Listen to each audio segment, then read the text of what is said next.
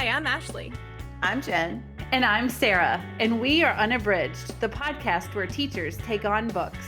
Join us each week for bookish episodes and check out our website, unabridgedpod.com, where you can find lots of new bookish content every week. Find us on Instagram, Facebook, and Twitter at UnabridgedPod and message us there or see our website to get plugged into the Unabridged community.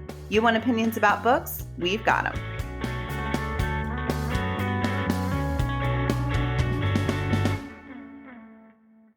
Hi everyone, this is Jen with a teaching tidbit.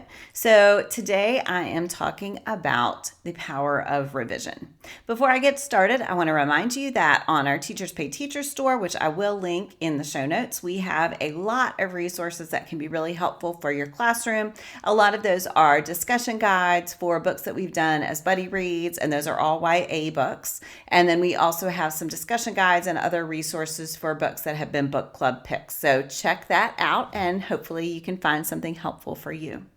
All right, well, I want to talk today about revision, and I feel like this is a teaching philosophy that I have had quite the journey on from my own high school days, when basically what you turned in was what you turned in, and that was your final, and the grade was what it was. And when I started my career in the fall of 2000. Revision was something that we did, but I feel like it was very perfunctory. It was not authentic revision. I'm not sure that I have achieved authentic revision with my students yet, but I do feel like striving for that is really important for students to see writing as a process and to reflect on their work and to understand that writing is something that we can always improve.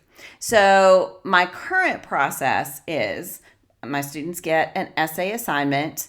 They have a day in class to peer review, and then they have a chance to revise those drafts based on their feedback from their peers. And a lot of times I will give them sort of points to consider as they're peer reviewing. And I try to keep that as far away from purely editing as possible. I think a lot of times students' first inclination is to just mark all the commas or correct the spelling. And I ask them to leave that till last and to really give feedback on main ideas and on how it impacts them as a reader before they ever do any editing. I do use Google Drive in my classroom, and with Google Docs, there's a great comment feature.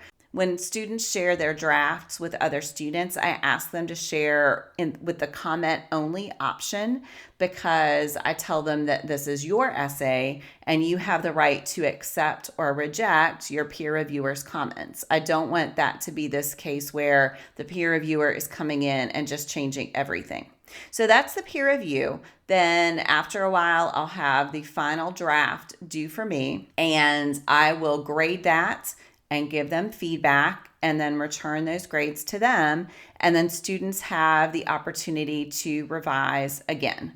Once I get their revision of their final, I take a look, again, using Google Docs, through their version history, and then I make a determination. I use a lot of rubrics in my essay grading, so I make a determination over how much improvement they've made in each category.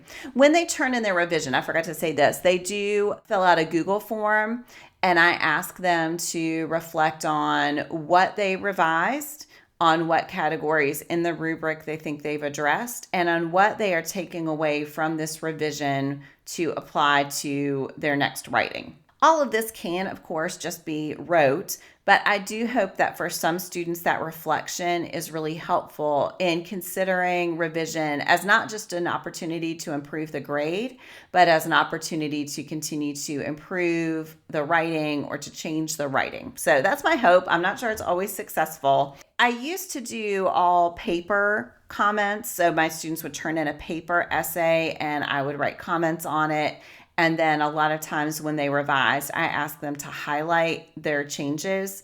And so when I moved to using Google Docs, that seemed like the way to go. So I asked them to highlight their changes. What I've started doing just recently is instead asking them to keep it in comment only. And so then when they make changes, they can see the changes in the body of the essay itself, but it then makes a comment for me as well. Because I will say the biggest enemy to continuing to do revision is if it feels like a huge obstacle to the teacher. I think that can be really tough to keep that practice going. And I do think it's really important.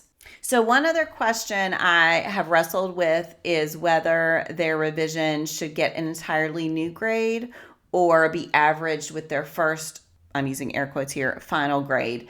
And I have come down on the side that their revision gets full credit. So whatever they earn on the revision is the grade that they have earned for that essay. And I think, again, that is just me trying to honor the fact that writing is a process and that improvement is improvement, and that if they have taken the time to meaningfully revise their writing, then they have earned the opportunity to get an entirely new grade. I always feel like my writing instruction is this push and pull between process and product, and I'm always trying to consider the balance there while also keeping things manageable for myself, because let's face it, being an English teacher, we all know grading writing is really time consuming. Grading in general is really time consuming. And so I don't want to make it so unwieldy that I can't keep up.